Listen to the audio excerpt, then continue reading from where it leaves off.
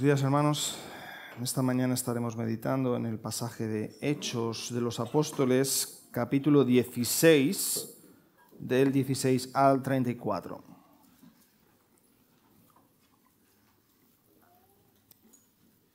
Hechos de los Apóstoles, capítulo 16, del 16 al 34.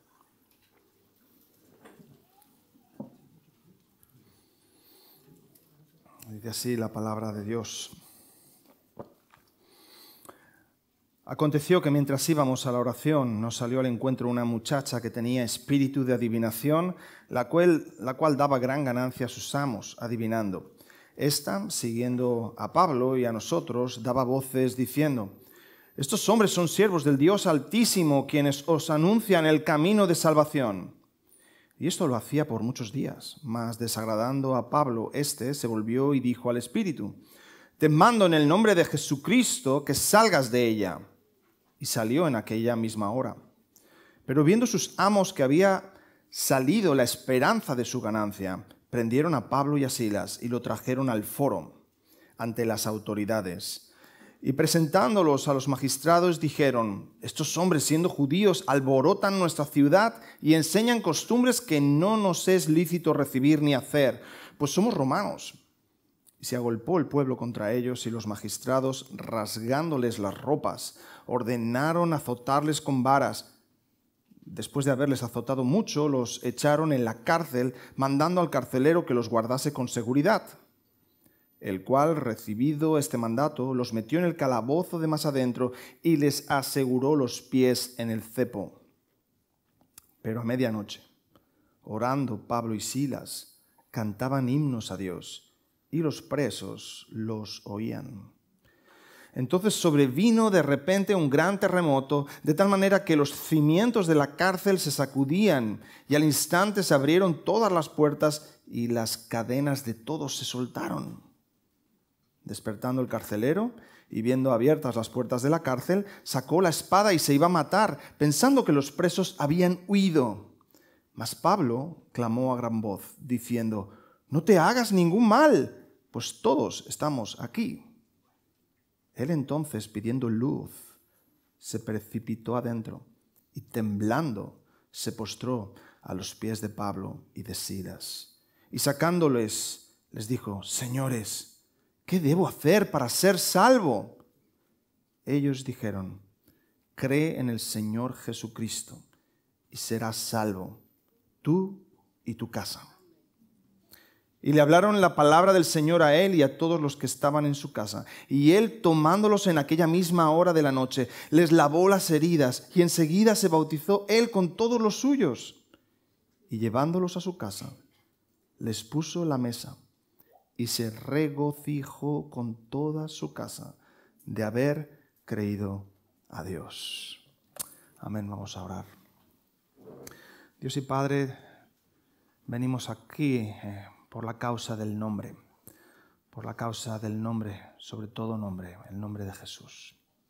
Es por tu Hijo, Señor, que estamos aquí, porque hemos sido liberados de nuestra vida miserable, liberados de nuestros pecados, liberados de la tiranía de Satanás, liberados del temor a la muerte y de su imperio, liberados por Jesús. Señor, y venimos aquí a alabarte y a honrarte y a hacer lo que a ti más te agrada, que es exaltar el nombre de tu Hijo Jesús. Te rogamos hoy la asistencia de tu Espíritu Santo para iluminar nuestro entendimiento, comprender tu palabra revelada y más aún, Señor, llevarla a la práctica. Queremos no solo mentes informadas, queremos vidas cambiadas, Señor, porque ese es tu agrado, ese es tu anhelo. Te rogamos que tú seas muy exaltado y que tu Espíritu sea en nosotros, sobre nosotros, y tu Hijo Jesús sea muy, muy reconocido, admirado y exaltado en el día de hoy. En el nombre de Jesús. Amén. Todos conoceréis el personaje histórico de John Huss, sacerdote, maestro universitario, precursor de la Reforma protestante en Europa. Su negativa a renegar de sus propios escritos, así como le pasó luego a Martín Lutero, le llevaron a ser mártir de la Iglesia. Sus ideas desencadenaron un movimiento totalmente poderoso en Bohemia y sentaron las bases de la Reforma Protestante que en el 1517 inició. Previo a su martirio, escribió desde la celda a un amigo: «Es ahora cuando aprendo a repetir los acentos de los salmos, a orar, a contemplar los sufrimientos de Cristo. En medio de las tribulaciones es que comprendemos mejor la palabra de Dios». Esto decía a un amigo. Durante ese largo encarcelamiento también tuvo oportunidad de hacer una buena amistad con los carceleros y escribir muchas cartas. En una de ellas le decía a un hermano: «Hallo consuelo en estas palabras del Salvador.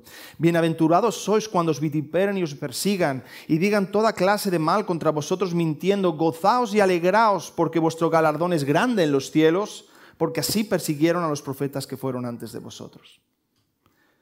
Al encenderse la hoguera, Huss exclamó: «Jesús, Hijo del Dios viviente, ten misericordia de mí». Fue llevado a la hoguera y ejecutado el 6 de julio de 1415, hace ya 610 años. Y se dice que cantó himnos hasta que el fuego se lo impidió. Hoy tenemos por objetivo responder una gran pregunta: ¿cómo se puede cantar? ¿Cómo se puede cantar en medio del sufrimiento, en la enfermedad, en la prueba, en la cárcel o en el martirio? ¿No es sufrir y cantar dos realidades opuestas? Seguiremos hablando de adoración bíblica. ¿Qué dice la Biblia sobre la adoración? El día anterior estuvimos viendo la conexión entre la música y la misión y cómo la música es un facilitador para llevar a cabo la gran comisión. ¿Por qué? Porque los himnos han llamado, durante toda la historia de la Iglesia, han llamado a las misiones, han apoderado a los misioneros, han discipulado a los creyentes, incluso han alcanzado a los incrédulos. Y hoy veremos cómo la música también está presente en la cárcel, en el sufrimiento, cumpliendo el propósito de adorar al Señor en todo lugar, evidenciando una verdadera piedad, sosteniendo a los misioneros en circunstancias tan difíciles y alcanzando a los cautivos por el pecado. En Hechos de los Apóstoles capítulo 16 nos encontramos en el segundo viaje misionero del apóstol Pablo y debemos estar muy agradecidos al Espíritu Santo que en su soberanía y en la revelación ha provisto de un libro práctico de cómo se cumple la Gran Comisión. Los evangelios concluyen con la Gran Comisión encomendada a la Iglesia después, previo al ascenso del Señor Jesucristo, y Hechos de los Apóstoles es un manual práctico de cómo llevar a cabo la Gran Comisión. Poco antes vemos que el Espíritu Santo revela al apóstol Pablo que no deben ir hacia Asia, sino que su próximo destino es Macedonia. Los misioneros llegan a Filipos, era una colonia romana con los mismos privilegios que el Imperio Romano, y allí encuentran unas mujeres orando junto al río. Una de ellas se llamaba Lidia, una gran comerciante de púrpura. Y Lidia escucha el Evangelio y Dios, el Espíritu Santo, abre el corazón de Lidia y se convierte junto con toda su casa. Fue la primera conversión de Macedonia. Hoy estaremos enfocados en el texto que tenemos a continuación, Hechos 16, del 16 al 34. Iré siguiendo este pasaje de forma expositiva, en orden, para que vayáis siguiéndolo. Y desde el enfoque del asunto que nos trata, que es la adoración. Subdividiremos este tema en 4 puntos.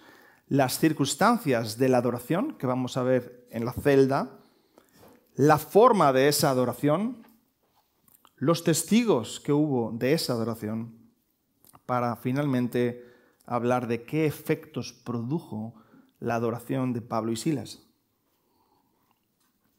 Veremos el primer punto, las circunstancias que rodean esa adoración. Y el primer elemento que tenemos que hablar es la misión. No podemos desconectar lo que veremos en esta mañana de la gran comisión. Son misioneros que están haciendo discípulos en todas las naciones. Y aquí tenemos una muestra práctica de lo que es la obediencia, ¿verdad? Pablo tenía planes de ir a Asia, pero Pablo le dice el Espíritu Santo, tienes que ir a Macedonia, y Pablo se somete a la voluntad del Espíritu Santo y se va a Macedonia. Si recordáis, en 1 Samuel 15:22, el profeta Samuel le dice a Saúl que a Dios le agrada más la obediencia que los sacrificios.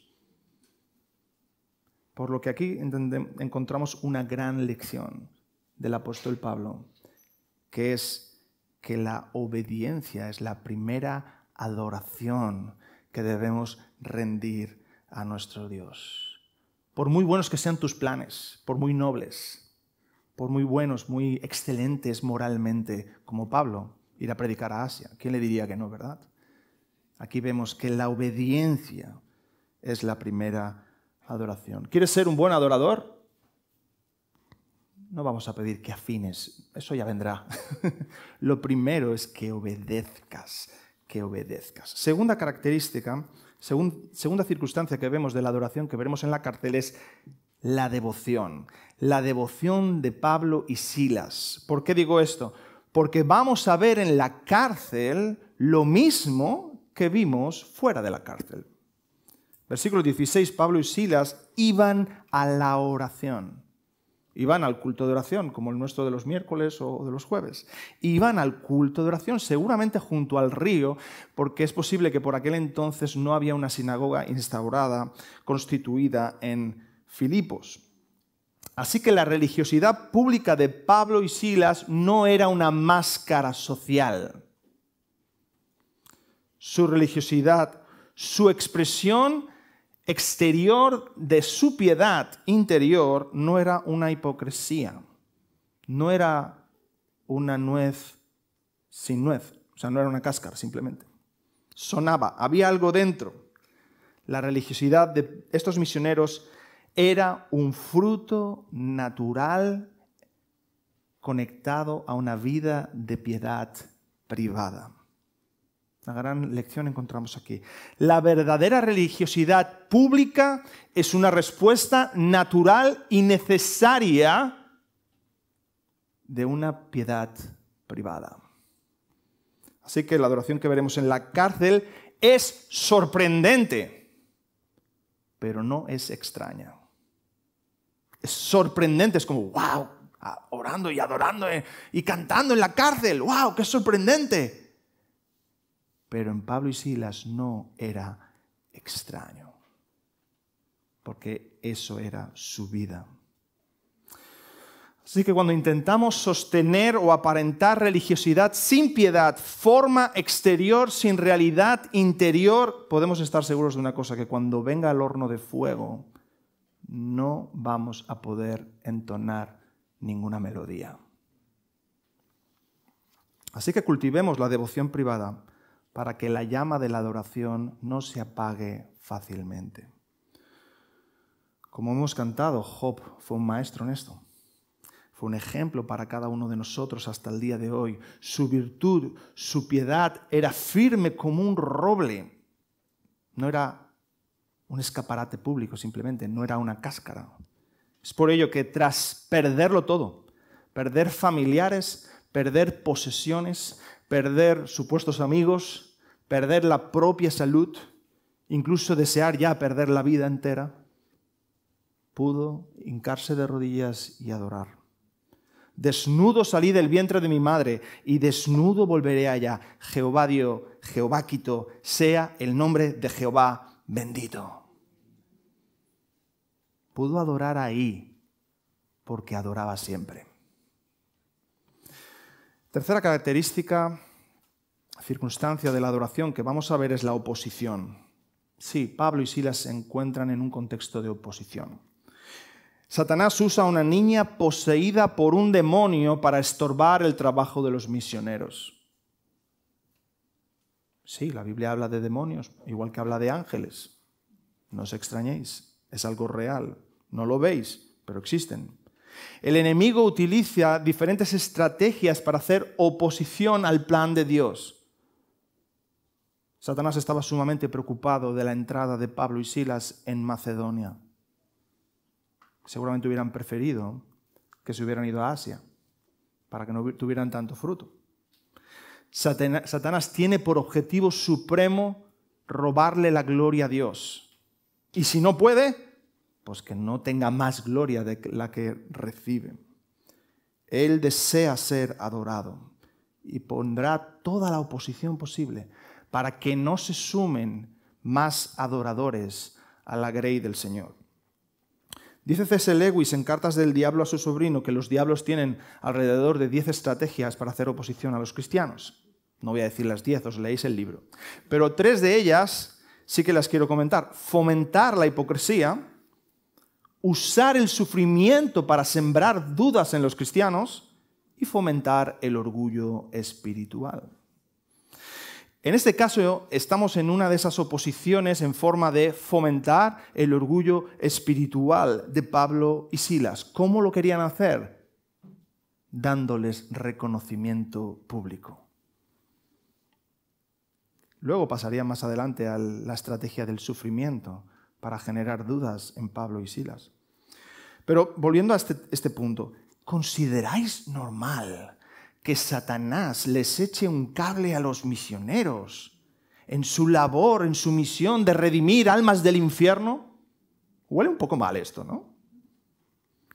¿Requerimos la afirmación y reconocimiento de los demonios para facilitar nuestra misión?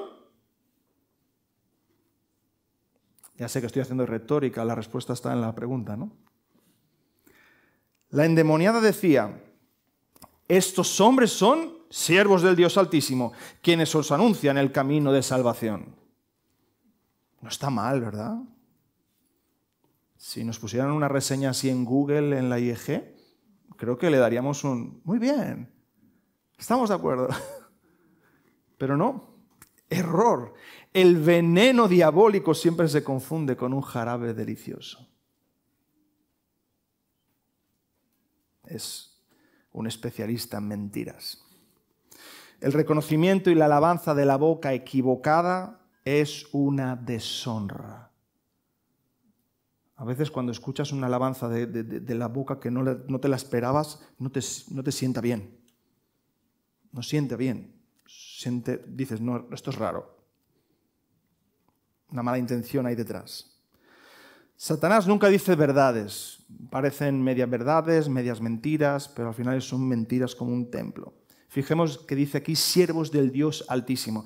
¿En qué ciudad estamos? Estamos en Filipos, una ciudad bien pagana, con cientos y cientos de dioses. Perfectamente podían entender los filipenses, son siervos de Zeus. Perfectamente.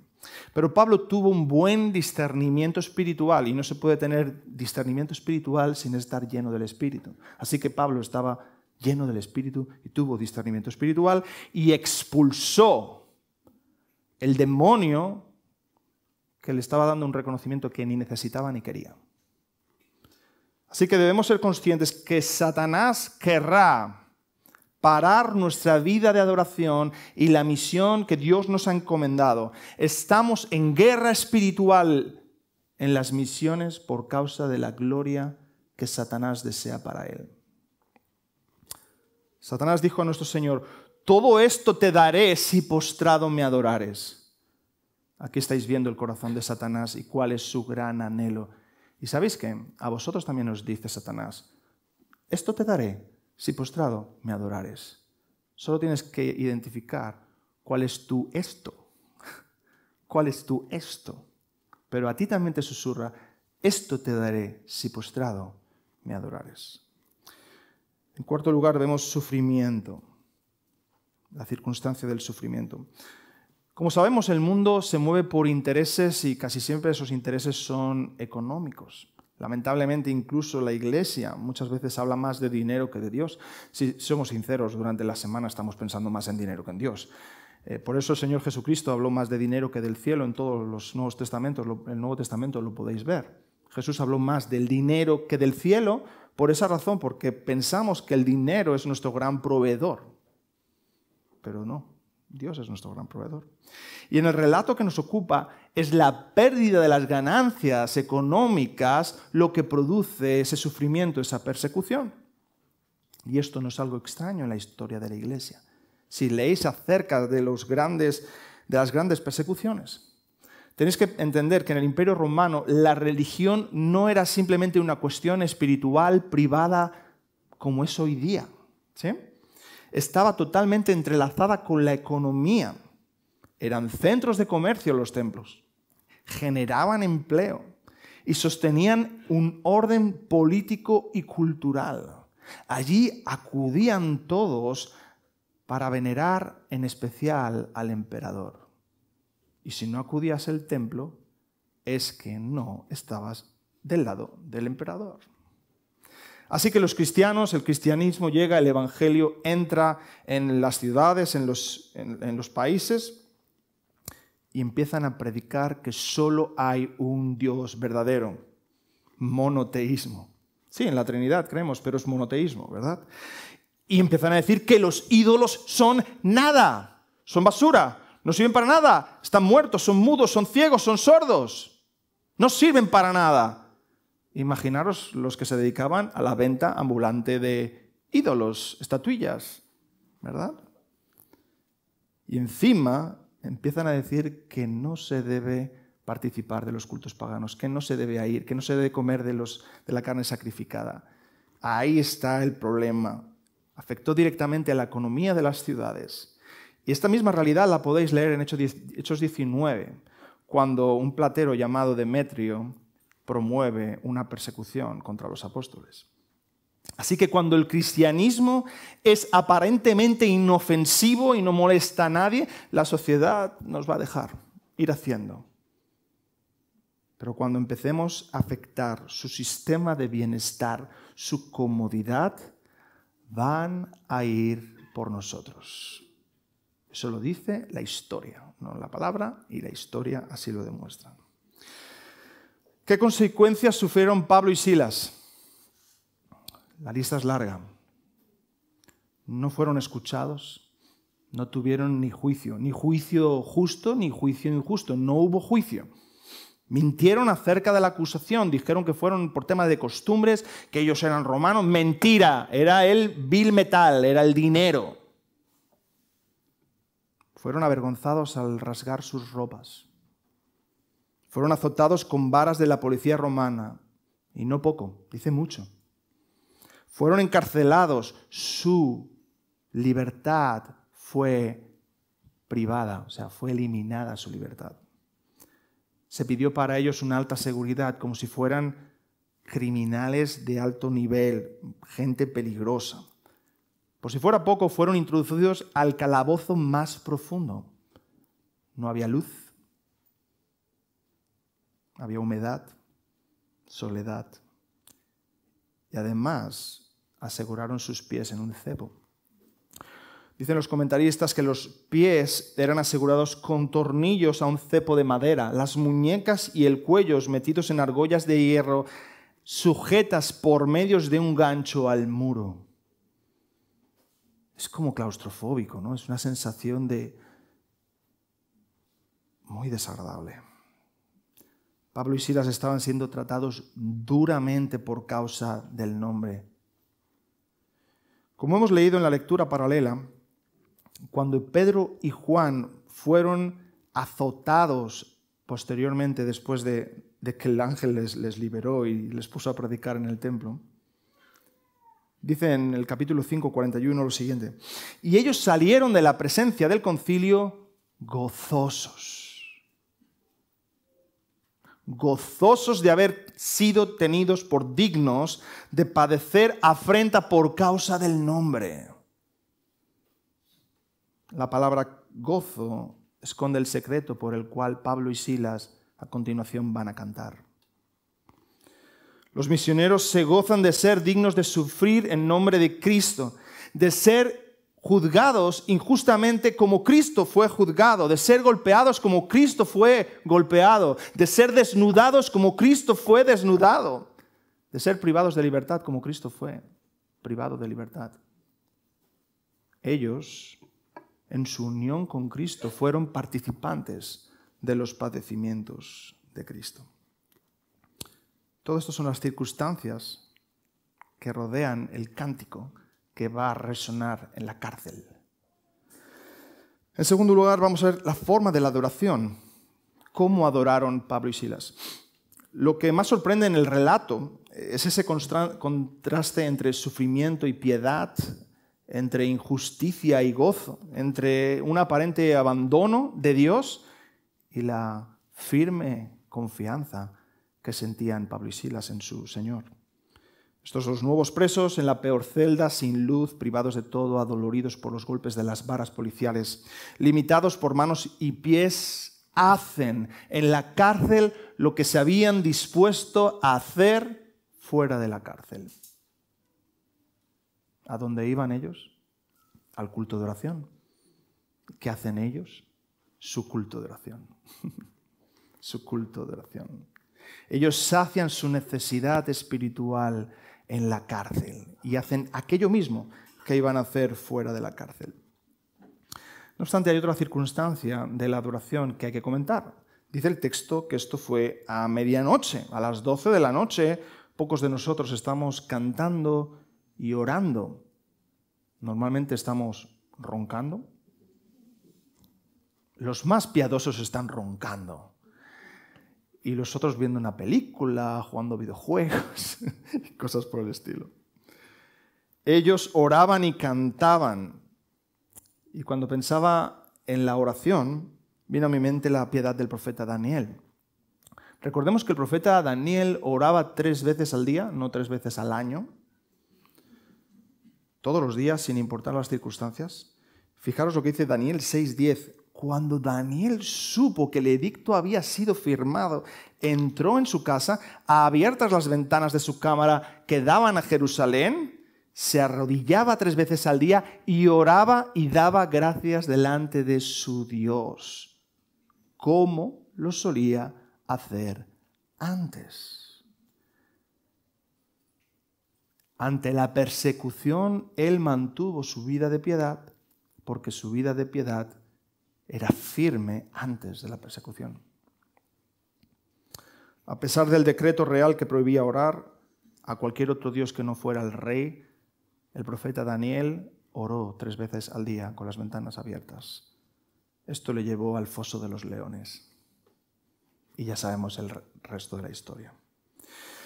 Tal vez era de esperar que los misioneros oraran en la prisión, sí, pero eso no es lo que más sorprende.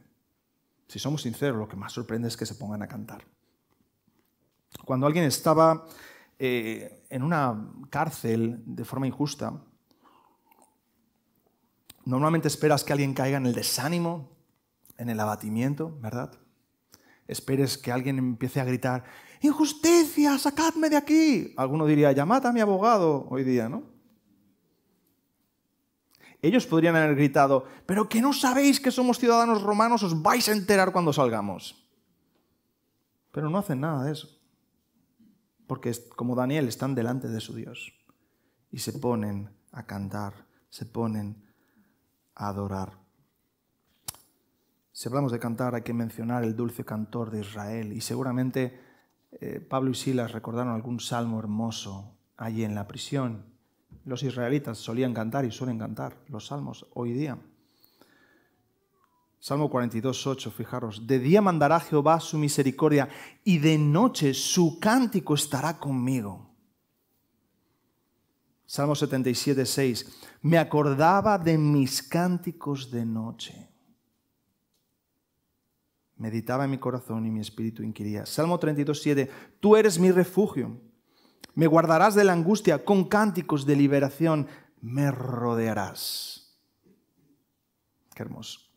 Ellos estaban encarcelados, pero ellos estaban rodeados de cánticos de liberación. Porque quien ha sido libertado de las garras de Satanás, quien ha sido liberado del imperio de la muerte, quien ha sido liberado de la tiranía del pecado, aunque esté en una oscura cárcel, aunque esté de dolor recostado en una cama triste de un hospital, aunque esté en la soledad de un plato en una mesa, aunque esté solo porque su amor no ha sido correspondido, aunque esté solo sufriendo el rechazo de sus compañeros, con todo podrá decir, yo me alegraré en Jehová y me gozaré en el Dios de mi salvación. Como John Huss fue capaz de cantar entre las llamas, como Pablo y Silas fueron capaces de cantar en la cárcel, tú también puedes cantar en cualquier circunstancia en la que te encuentres.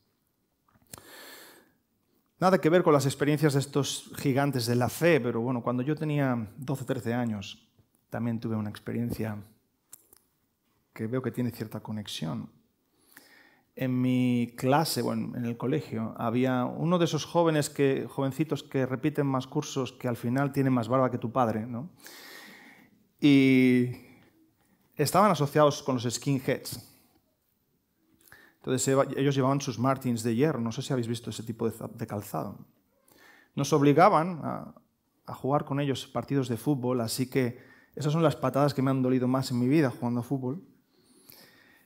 Además, normalmente este colectivo no tiene una inclinación hacia el ocultismo, pero por lo que he leído, a veces los skinheads estuvieron metidos en temas ocultistas, ellos practicaban y fomentaban la tabla Ouija en el colegio. Entonces todo esto desencadenó que se ensañaron con un compañero de otra religión y conmigo. Al final este compañero y yo nos hicimos muy amigos. Muy amigos. Y lo que pasaba es que cuando terminaba el colegio siempre teníamos que mirar por la espalda si venía alguien y solían pegarnos patadas por la espalda con esas Martins. Para un niño de 12 o 13 años no fue fácil. Me imagino que si me pasara ahora tampoco sería fácil que te pegaran una patada por la espalda, ¿no?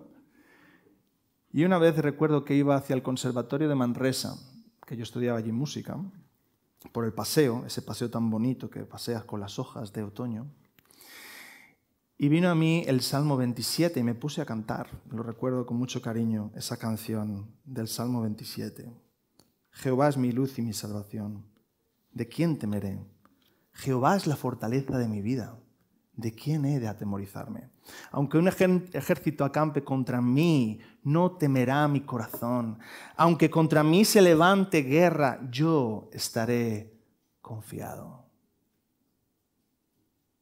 No, cantar está claro que no hizo que los chicos se quitaran las Martins ni dejaran de molestarnos, pero para mí este cántico fue un cántico de liberación. En tercer lugar, vamos a hablar de los testigos de la adoración. ¿Quiénes fueron testimonio de esa adoración en la cárcel? En primer lugar, ¿sabéis quién fue el primer testigo de la adoración de Pablo? Silas. ¿Sabéis quién fue el primer testigo de la adoración de Silas? Pablo. La incandescente adoración de Pablo encendía la de Silas. La avivada llama de Silas alimentaba la adoración de Pablo. Porque allí donde están 2 o 3 en mi nombre, allí estoy yo con vosotros. Pablo y Silas estaban cantando congregacionalmente como iglesia de Cristo en la prisión de Filipos. El fuego del compañerismo cristiano es de vital importancia. Cantar juntos es más importante de lo que os pensáis. Cuando tú cantas al Señor, si es que lo haces, piensa si echas combustible a la adoración congregacional o si echas cubos de agua fría. Si mirarte o escucharte apaga a algún hermano o lo enciende. Si tu entusiasmo al cantar parece el de una marcha fúnebre o de los que cantan al rey victorioso. Somos un pueblo que canta de un rey que ha vencido la cruz y ha vencido la tumba. Todos conoceréis el libro del Progreso del Peregrino, lo sé, hablo mucho de ese libro, como Narnia y C.S. Lewis, y me apasionan estos autores. Pero el Progreso del Peregrino, muchos conocen ese libro, es el libro de los más vendidos del mundo, más leído secularmente y por los cristianos, pero no todos saben que fue escrito en prisión, en la prisión de Bedford, Inglaterra. Pues en esta apasionada analogía del peregrinaje por esta vida, Cristiano, que es el protagonista, pierde a su amigo fiel en la feria de la vanidad. Eso es un mazazo, eso es muy triste para Cristiano. Pero poco después el Señor provee para él un amigo, una compañía de peregrinaje, un compañero, llamado Esperanza. Y con esperanza tienen grandes aventuras también. En una de ellas son encerrados en el castillo de la duda, atribulados por el gigante llamado desesperación. Pero el Señor les libera, les libera. Y esto es un símbolo del poder de la fe, del poder de la oración y de la importancia de la amistad cristiana.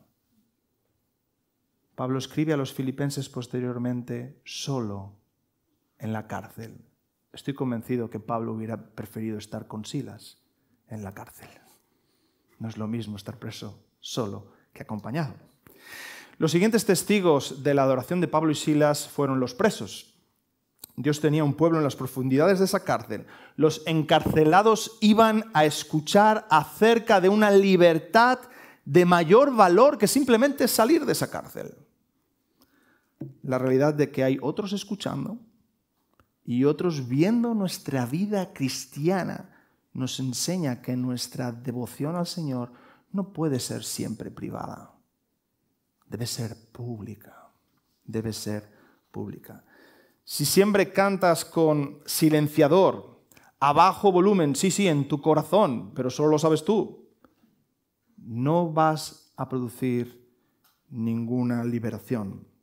Los cánticos desde la prisión, Dios los convierte en cánticos de liberación para aquellos que te rodean.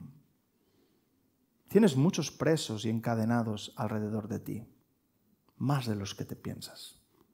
A tu lado puedes tener presos por Satanás que sirven sus intereses, como esta niña endemoniada. Tal vez a tu lado está sentada una mujer como Lidia, una gran empresaria, con mucho éxito en este mundo, pero con el corazón duro y cerrado al Evangelio. Tal vez cerca de ti está un gran trabajador como este carcelero, pero tal vez preso de vicios.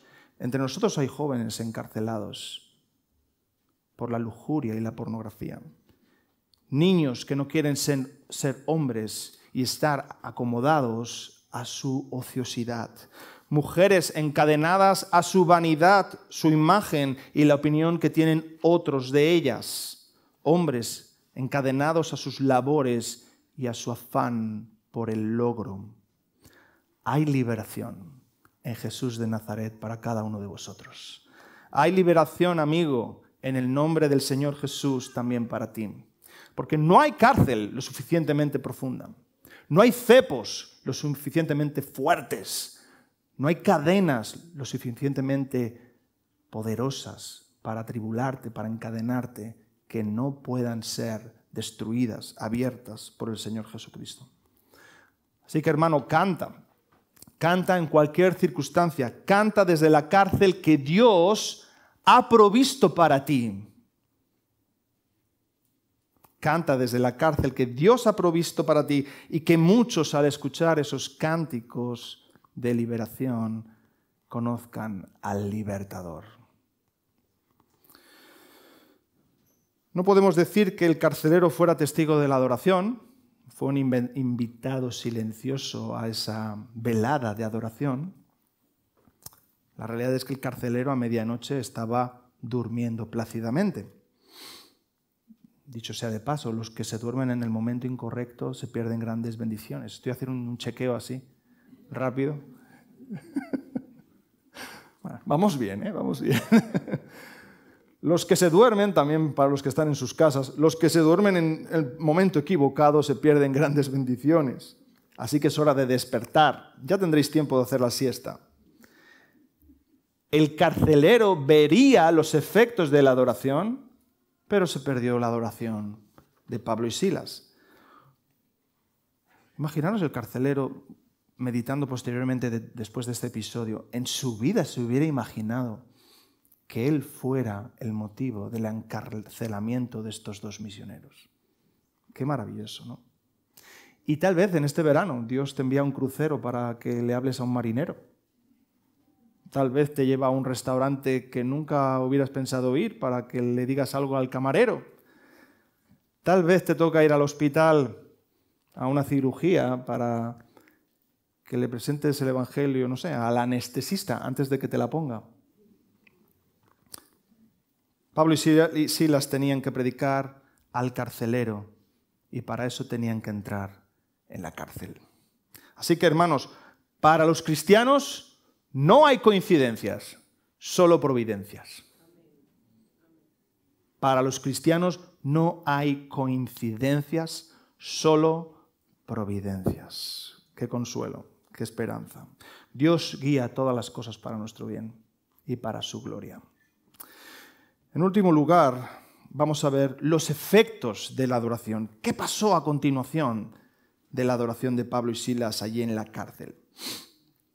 Pues suceden muchas cosas. Fijaros, un terremoto sacude la prisión, se sacuden hasta los cimientos, se abren las puertas de forma sobrenatural, se sueltan las cadenas, la redención llega a los hogares y el gozo inunda las vidas. Algunos estaban restando sobrenaturalidad a las acciones divinas cuando Dios usa medios naturales. La denominada alta crítica, que es bien baja, quiere convertir lo sobrenatural de la Biblia todo en mitos.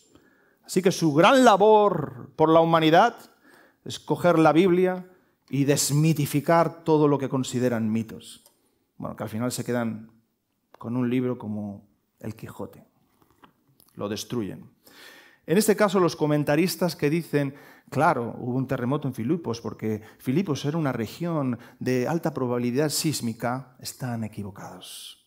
Están equivocados. Es un desconocimiento de la doctrina de la providencia o de lo que es peor, es un desconocimiento del Dios providente que lo controla todo y lo usa todo para sus perfectos propósitos. Este y cualquier terremoto y cualquier acontecimiento que suceda en el mundo de Dios es dirigido por la batuta de Dios. Dios, como el gran director de orquesta, cuando quiere, hace sonar los violines y cuando quiere, hace sonar el bombo orquestral. Y si has estado alguna vez al lado de un bombo orquestral, puedes salir disparado. Cuando pegan fuerte del temblor, puedes salir al otro lado volando. En segundo lugar, se sacuden hasta los cimientos. Este terremoto no fue pequeño, y Lucas nos lo está dejando claro. No fue pequeño, sacudió hasta los cimientos. Dios no quería producir un impacto superficial en la prisión, sino profundo. Jesucristo, la piedra rechazada por los edificadores. Jesucristo, la piedra rechazada por los constructores, es la piedra del ángulo y quien construya en él, por cualquier terremoto que venga en la vida, no serás sacudido, no serás tambaleado, porque Cristo no se mueve. Cualquier cárcel que el diablo edifique para ti, cualquier cárcel que el diablo quiera construir para atribularte, para oprimirte, para encerrarte, para encadenarte, tiene unos fundamentos débiles. Débiles. Y el Señor Jesucristo, nuestro Sansón, los va a destruir. Entrará y los destruirá por completo. No te pienses que tu cárcel va a ser difícil de destruir. Tú te sientes atribulado, tú te sientes encerrado, tú te sientes desesperado. No te preocupes. Señor Jesucristo, nuestro Sansón, se introduce incluso en el mismo imperio de la muerte y derrumba desde el interior el imperio de la muerte. Él incluso se introdujo a liberar a los espíritus encarcelados y les predicó su victoria. El primogénito de entre los muertos se introdujo en la muerte y le dijo a la muerte: yo soy tu muerte. ¿Qué más nos podrá atribular? Si Jesús nos ha liberado de la muerte eterna, si Jesús nos ha liberado del dominio del pecado, si Jesús nos ha liberado de la tiranía de Satanás, ¿qué podemos temer? ¿De qué no te librará? ¿Y qué cimientos van a resistir el rugido del león? El resultado de este providencial y poderoso terremoto que Dios dirige produce la apertura de las puertas y que las cadenas se soltaron. Pero sucede algo insólito. Hoy estamos con cara de ¿qué? Insólito, insólito. Pues otra cosa más insólita. Pablo y Silas no se escapan. O sea, se abren las puertas, quitan las cadenas. Nosotros diríamos, el Señor te está abriendo una puerta, hermano. Siempre que te abre una puerta, tienes que pasar por la puerta que Dios te abre, ¿no? Adelante, hermano. No siempre que se abre una puerta hay que entrar. Pablo y Silas no se escapan, pero hay algo más insólito aún. Los presos no se escapan. Es raro, ¿no? Mientras estaba predicando, tú estabas pensando en esa película, en esa serie. Sí, yo me acuerdo de una serie y una película de uno que lo metieron injustamente y luego se hace amigo de no sé qué, un lunático, y consiguen hacer un plan para escaparse. ¿Cuántas películas no se han hecho para escaparse de la prisión? Y aunque fuera un criminal, tú ibas con el criminal para que se escapara de la prisión, porque el objetivo de la serie era que se escape de la prisión. Incluso en la música hay un montón de canciones y poesías referentes a gente que está en una prisión y quiere salir. Estaba investigando un poco sobre el tema y salió una canción de Johnny Cash, un gran letrista, la verdad.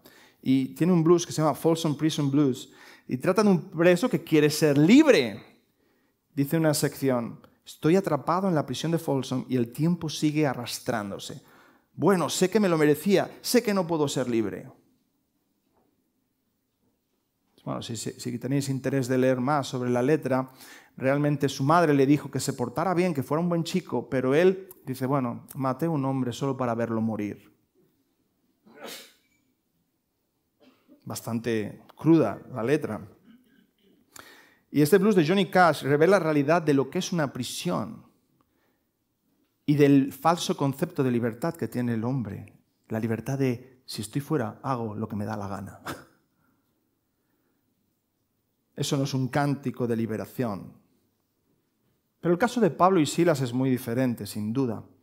Pablo y Silas no están cantando para ser libres, sino porque ya lo son. Pablo y Silas no cantan con el deseo de ser libres de la cárcel. Cantan porque ya son libres. Cuando el carcelero despierta y ve que todas las prisiones están abiertas, intenta quitarse la vida. Recordad que Pablo y Silas estaban en la profunda oscuridad. Dio por hecho que si la puerta está abierta se han ido. Pablo le detiene y le muestra que todos están ahí, incluso el resto de presos. Criminales de todo tipo con las puertas abiertas no huyeron. ¿Por qué? Se quedaron porque había algo mejor dentro de la cárcel que fuera de la cárcel. Imaginaros esos presos alucinando, ¿no? Viendo a Pablo y Silas con ese gozo, cantando al Señor, adoloridos, desnudados, injustamente. Ellos sabían que ellos no habían hecho nada malo. Y les ven cantar al Señor. Se abren las puertas y dicen, no, yo quiero saber qué está pasando aquí. Yo no me voy hasta que entienda por qué estos hombres están adorando al Señor. Entonces el carcelero deja su estatus de autoridad ante los presos, se humilla a los pies de Pablo y Silas, les pregunta la gran pregunta del siglo. Señores, ¿qué debo hacer para ser salvo? Lo sé, es una pregunta ignorante, pero al mismo tiempo es una pregunta genuina. Imaginaros que alguien llega a un hospital medio muerto, destrozado, ha tenido un accidente de coche, lo que queráis. Llega al hospital y le dice al doctor, doctor, ¿qué puedo hacer? Claro, el doctor le mira y le dice, querrás decir, ¿qué puedo hacer yo por ti? Por eso has venido, ¿no? Para ver qué puedo hacer yo por ti. Pero es una pregunta normal porque el ser humano natural, pues tiene un desconocimiento absoluto de cuál es su problema de fondo y cuál es la provisión que Dios ha dado a la humanidad para ser salvos. Un joven rico se acercó al Señor Jesús y le preguntó qué debía hacer para ser salvo. Un escriba también le preguntó cuál era el mandamiento más importante. Y el domingo anterior vimos cómo Nicodemo también no las tenía todas Nicodemo si estaba en el camino correcto, no. Quería seguridad de salvación. Pero algo bueno tiene esta pregunta, porque está evidenciando una cosa muy importante, y es que el que estaba libre está confesando que es un preso. El carcelero, el que tiene las llaves de todos, el que dice todos calladitos, silencio, el que les sirve la comida a los encarcelados, él está reconociendo que está perdido, que es un preso. La cuestión del carcelero, ¿qué debo hacer?, nos presenta el gran debate de la historia de la fe y las obras. Obras, fe.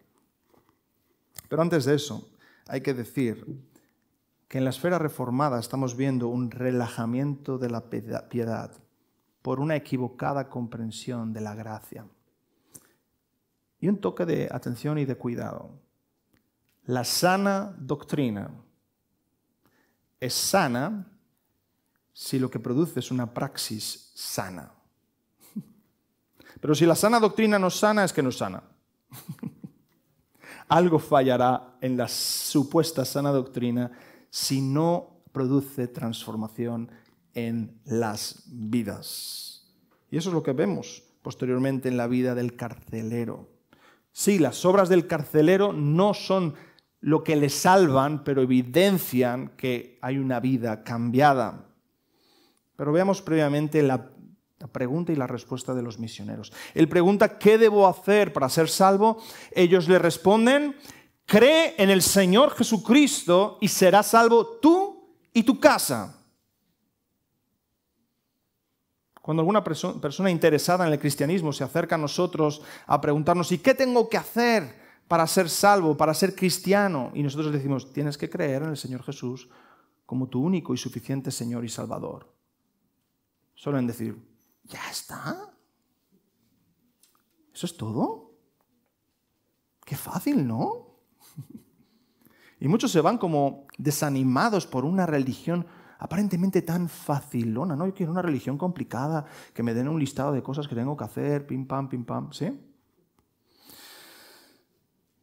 Pero es un error. La fe cristiana no es simplemente eso, o sea, no es una fe ciega, no es un tipo de optimismo o positivismo. La fe verdadera, la fe cristiana, tiene 3 elementos importantes que hay que considerar. En primer lugar, conocimiento, que es lo que llamamos en latín notitia. En segundo lugar, asentimiento, que en latín decimos assensus. Y en tercer lugar, confianza o fiducia.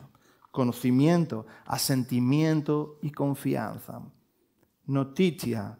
La fe cristiana es creer la buena noticia de quién es Jesucristo y lo que Él ha hecho por nosotros, desde su encarnación hasta su ascensión.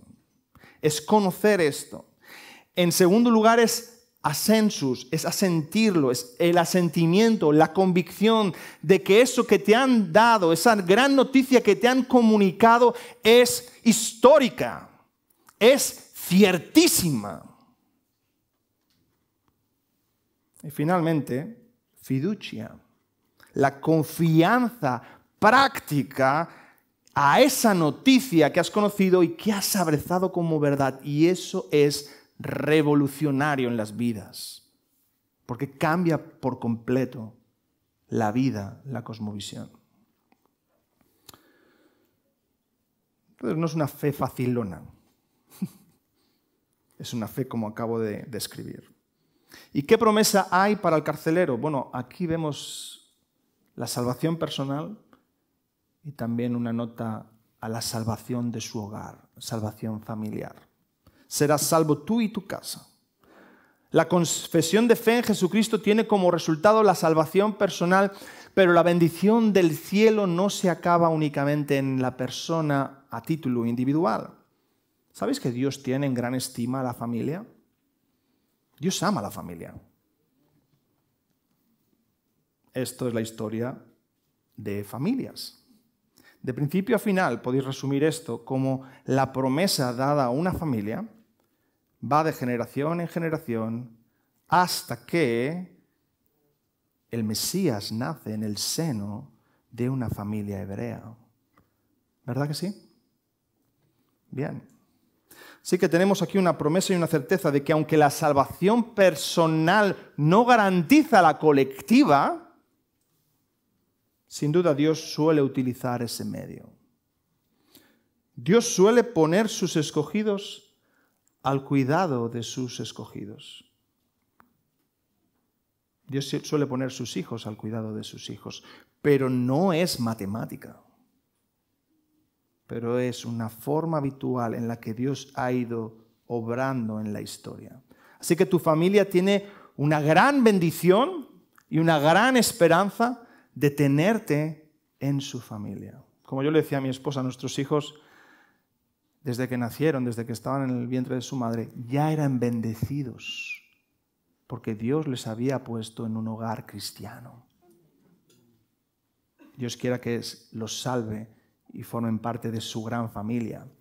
Pero desde el vientre de su madre, Dios ya había puesto sus ojos de gracia sobre ellos, porque los puso en un hogar donde iban a ser amados, pero especialmente donde amaban al Señor. Por otro lado, volviendo a las evidencias de la fe y el arrepentimiento, hay que remarcar que la fe sola no viene sola. La fe sola, la sola fide, no viene sola. Fijémonos cómo las obras posteriores del carcelero evidenciaron una fe y arrepentimiento verdaderos, una transformación verdadera. Leámoslo. El carcelero lava las heridas de Pablo y Silas. Estás bromeando, ¿no? El carcelero se pone a lavar las heridas de Pablo y Silas. ¿Quieres más evidencias de verdadera conversión? El carcelero no solo eso, sino que se bautiza junto con toda su casa. El carcelero les invita a su hogar, que seguramente estaba en la parte superior de la prisión. Es hospitalario, come con ellos. Estamos hablando del carcelero, ¿eh? Y fijaros cómo termina el versículo 34. Es el último versículo, estamos llegando a la finalización. Fijaros cómo termina. Dice, llevándolos a su casa, les puso la mesa y se regocijó con toda su casa de haber creído a Dios. Una señal más de la verdadera conversión es la transformación de los afectos. Por primera vez en su vida el carcelero experimenta el gozo. Esta transformación es sorprendente, es inaudita, es el poder del Evangelio del Señor Jesucristo, así que no pongas límite al poder transformador del Señor Jesús. Y no creas que tú eres un caso perdido. Bueno, tú por ti mismo eres un caso perdido, pero el Señor Jesús es un especialista a encontrar los perdidos. Así que no te preocupes, ovejita, por muy perdida que estés en la montaña, el buen pastor no va a perder ni una de ellas. En este capítulo hemos visto cómo una vendedora exitosa como Lidia cae a los pies de Cristo. Hemos visto cómo una niña endemoniada cae a los pies de Cristo. Hemos visto cómo un carcelero cae a los pies de Cristo. Solo faltas tú por caer a los pies de Cristo. Cae a los pies de Cristo. Estos tres seguramente formaron posteriormente parte de esa nueva iglesia de Filipos. Años más tarde, Pablo les escribió desde otra prisión. Ahí ya no estaba con Silas, el pobre. Estaba solo en la prisión de Roma, escribiendo la carta del gozo. ¿Sabéis que en Filipenses, la carta a los Filipenses, la palabra gozo sale 16 veces? Pero Pablo estaba solo en la cárcel. ¿Todo esto por qué? Porque el gozo es evidencia, es resultado de una fe verdadera. Y el cántico es el fruto del gozo del Señor. Pablo recordó a Lidia, recordó a esta niña y recordó al carcelero. Y nos recuerda a ti y a mí lo siguiente: regocijaos en el Señor siempre. Otra vez os digo, regocijaos. Porque si el gozo inunda nuestro corazón, el cántico de seguro que estará en nuestra boca. Vamos a orar. Dios y Padre, te agradecemos por la liberación del Señor Jesucristo, cómo Él entró en esas prisiones en las que estábamos nosotros atribulados, encerrados, oprimidos por el diablo, por el pecado, por la muerte, y cómo hemos sido liberados poderosamente por su poderoso nombre. Es por su nombre que hoy estamos aquí, estamos vivos, Señor, y queremos cantarte, Señor, y queremos alabarte, y queremos rendirnos a tus pies, y queremos glorificar tu nombre, y queremos que muchos otros vengan a los pies de Cristo, y queremos que el número de los escogidos sea completado, y queremos que el coro universal sea consumado con todos los que van a adorarte por la eternidad. Y queremos que todos los que están aquí, en esta sala, Señor, todos los que nos están escuchando desde sus hogares, caigan rendidos a los pies del Señor Jesucristo y encuentren en Él liberación de cualquier cárcel en la que estén siendo atribulados por Satanás. Señor, trae liberación a nuestras vidas. En el nombre que es sobre todo nombre, en el nombre de Jesús. Amén.